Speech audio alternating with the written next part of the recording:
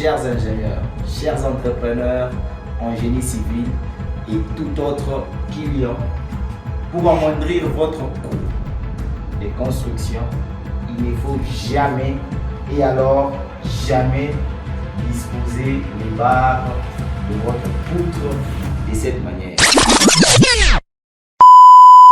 Hello les amis, bienvenue sur notre chaîne YouTube Build Together officiel.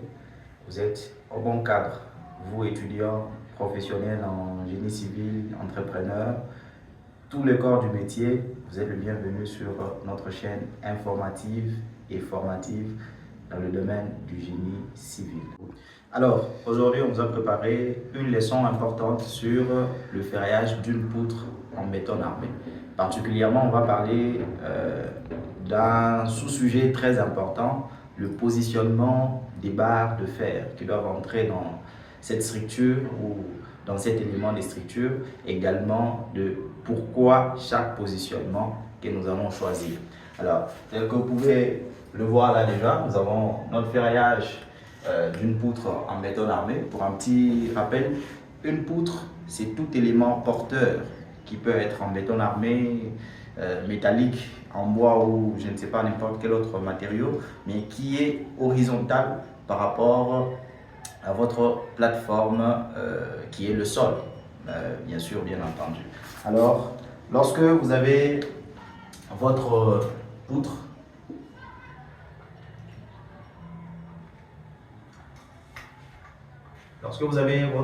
là, on va les représenter quand même dans une coupe transversale. Vous allez vous rendre compte que généralement, nous avons une structure qui se représente comme cela. Et là, c'est notre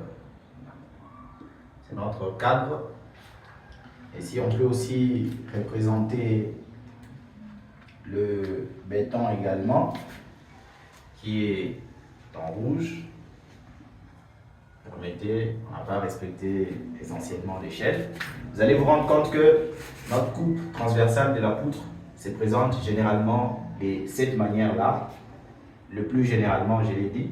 Alors, nous allons voir comment est-ce qu'on peut placer les différentes barres qui se retrouvent dans notre poutre et pourquoi nécessairement mettre à cet endroit et ne pas mettre en tel autre endroit.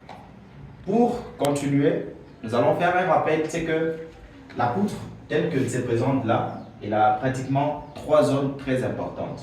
La première zone, c'est la zone qu'on peut appeler la zone tendue. La deuxième zone, c'est la zone comprimée. Et la troisième zone, c'est une zone qui est neutre. Alors, pourquoi ces trois zones? C'est parce que nous sommes sans ignorer que pour une poutre, dans n'importe quel matériau que nous pouvons la réaliser, elle est prépondérément sollicitée à la flexion. Qu'elle soit pure, simple, composée ou déviée, tout dépend. Alors, vous allez vous rendre compte que pour une poutre qui est fléchie, telle que nous pouvons la représenter là, et également, un autre détail, c'est que nous allons parler principalement d'une poutre qui est biappuyée. Alors, vous allez vous rendre compte que lorsque cette poutre va connaître la flexion, en réalité, la flexion qu'elle va connaître n'est rien autre qu'une partie qui est tendue et une autre qui est comprimée. C'est-à-dire, la flexion n'est que l'assemblage ou encore la synergie de ces deux sollicitations-là, la traction et la compression. C'est pourquoi vous allez voir que notre zone tendue de la poutre est généralement cette zone inférieure et notre zone comprimée de la poutre, c'est cette zone supérieure et nous avons la zone neutre qui est la zone pratiquement au milieu, mais ce n'est pas nécessairement le milieu, mais c'est une zone qui est géométriquement localisable vers le milieu de la poutre. Pour encore un petit autre rappel, la zone neutre, c'est la zone par laquelle passe l'axe ou la fibre qu'on appelle la fibre neutre de notre poutre. Et qu'est-ce qu'on appelle fibre neutre? La fibre neutre n'est rien autre que la fibre ou l'axe par laquelle ou par lequel les efforts, les contraintes plutôt des tractions et les contraintes des compressions s'annulent. C'est-à-dire dans cette zone-là, il n'y a aucune contrainte qui va se manifester, comme vous pouvez le voir là, dans notre dessin là. C'est-à-dire, vous allez voir qu'il y a des fibres qui sont comprimées, il y a des fibres qui sont tendues, mais nécessairement vers le milieu de la poutre là, il y a la zone qui n'a subi plutôt aucune déformation. C'est sur base de ces trois zones que nous avons pu énumérer que nous allons aussi détailler les types de barres qui peuvent entrer dans la composition d'une poutre en béton armé. Alors, en réalité ou de manière générale, nous avons 3 ou 4 types de barres que nous pouvons utiliser pour faire notre poutre en béton armé. Nous avons les barres qu'on appelle les barres de traction. Nous avons les barres qu'on appelle les barres de compression. Nous avons les barres qu'on appelle les barres de construction. Et enfin, nous avons les barres dites les barres chapeau. Voilà, c'est comme ça. Alors, tel que vous pouvez le remarquer là, nous avons les 4 types de barres. Alors, les barres de traction, comme nous l'avons dit, ce sont les barres qui sont placées dans la zone tendue de la poutre. Comme dans notre cas d'espèce, nous avons ces 4 barres là qui vont former essentiellement le lit, qui sont les barres de traction. Et les barres de compression, ce sont généralement les barres qui sont placées dans la zone la plus comprimée ou dans la zone comprimée de la poutre. Mais quand est-ce que ces barres sont utilisées? Ces barres sont utilisées lorsque, après votre calcul des structures, vous vous rendez compte qu'au-delà de la compression que le béton lui-même peut prendre, il y a une contrainte de compression qui va au-delà de la contrainte admissible du béton, parce que nous savons déjà que le béton lui-même, il peut très bien se prêter à la compression. Alors, si vous vous rendez compte qu'il y a un excédent de contraintes, c'est en ce moment-là que vous pouvez utiliser les barres qu'on appelle les barres de compression. Et nous avons également les barres de construction. Généralement, ce sont les barres qui se retrouvent dans ce dernier lit. On les appelle les barres de construction ou les barres de montage pour certains ouvrages ou certains bouquins. Et ensuite, nous avons les barres qu'on appelle les barres chapeau. On va essayer un peu de parler plus des barres chapeau, représentant la même poutre, mais dans une coupe un peu plus longitudinale. Vous allez vous rendre compte que là, nous avons le premier lit. Oh, désolé, il y a le marqueur qui bug un peu. Vous allez vous rendre compte que on est obligé d'utiliser toujours le rouge. Vous allez voir que là, vous aurez votre natte ou votre lit de barres de construction. Et là, vous avez vos 2 lits. Vous avez vos deux lits, des barres de traction. Et les barres chapeau généralement sont utilisées lorsque vous êtes dans le cas où la poutre est une poutre en T, c'est-à-dire une poutre qui se retrouve aux appuis au fait. C'est-à-dire, si on se suppose que là nous avons un appui qui peut être, qui est généralement d'ailleurs une colonne en béton armé également, alors on vient placer la barre qu'on appelle la barre chapeau. Pourquoi la barre chapeau? Elle a aussi plusieurs rôles qu'elle joue dans une poutre. C'est pour contrecarrer le moment, généralement, qui est le moment qui se génère au niveau des appuis, mais aussi des efforts, des cisaillements qui se génèrent également au niveau des appuis sous chargement de votre poutre. C'est-à-dire, lorsque votre poutre est chargée de part et d'autre, il a tendance à générer un moment au niveau de votre appui qui est la colonne. En même temps, ces cisaillements ou cette contrainte va conduire également à certains efforts, des cisaillements qui vont se générer également. C'est pourquoi on place généralement cette barre qu'on appelle la barre chapeau.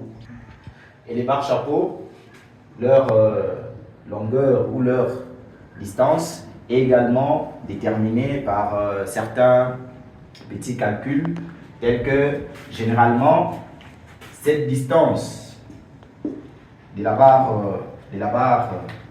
chapeau, cette distance que l'on peut appeler D,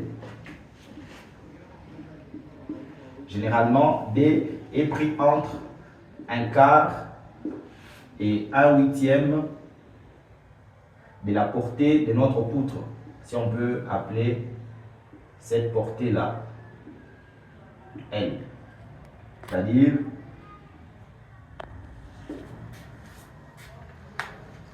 D qui est la distance dépassant de la barre chapeau, de part et d'autre, est généralement compris entre le 1 quart de la portée de la poutre et le 1/8 de la même portée. Alors, vous allez remarquer également qu'il y a ces barres ici qui se retrouvent également dans la zone comprimée de la poutre, mais qui jouent aussi également un deuxième rôle qui est le rôle de porteur de la dalle. C'est-à-dire, lorsque vous avez une poutre par laquelle la dalle va passer, vous allez voir que les barres de la dalle seront placées à ce niveau-là. À ce niveau-là. C'est-à-dire, c'est notre barre qui va porter les barres de la dalle. Alors, voilà de manière un peu plus globale les différents types de barres que nous pouvons avoir dans notre poutre, qui est appuyée bien sûr comme nous l'avons démontré ici. C'est-à-dire vous avez les lits ou la zone où va se retrouver les barres de traction parce que c'est la zone comprimée. Nous avons aussi les barres qui vont se retrouver dans la zone comprimée parce que là aussi nous aurons les lits des barres de montage ou des barres de construction, les lits des barres de porteurs de la dalle, et nous avons également la zone neutre. Alors, notez bien, ce qu'il ne faut jamais faire, c'est de venir placer les barres de votre ferraillage dans cette zone.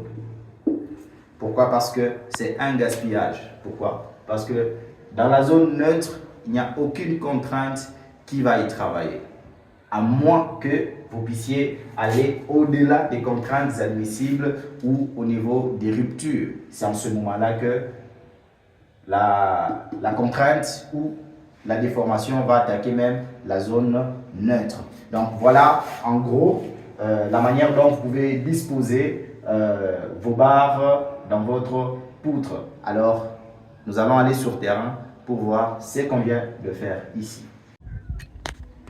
Alors, comme nous l'avons vu très bientôt là de manière théorique, nous avons là le ferrage de notre poutre et nous avons les différentes zones dont nous avons parlé. Nous avons là la zone inférieure qui est la zone tendue, la zone supérieure qui est la zone comprimée et la zone intermédiaire, c'est la zone dans laquelle va passer notre axe neutre. Alors, comme vous allez voir, nous avons là 4 barres de traction qui sont dans cette zone de traction. Nous avons nos 2 barres supérieures qui sont les barres de construction ou les barres de montage. Et nous avons également nos 2 barres qui vont porter la dalle elles se retrouvent bien sûr dans la zone comprimée, mais ici, elles vont jouer principalement le rôle de barres porteuses de la dalle, parce qu'il y a la dalle et les barres de la natte qui vont passer dessus. Alors, comme nous l'avons dit, dans notre zone neutre, il n'y a aucune barre qui est passée dessus ou qui est passée dedans. Alors, il y a beaucoup qui commettent cette erreur-là. Soit ils jouent avec l'emplacement de ces deux barres sans le savoir, ils les placent dans cette zone et que leurs barres coïncident avec l'axe neutre.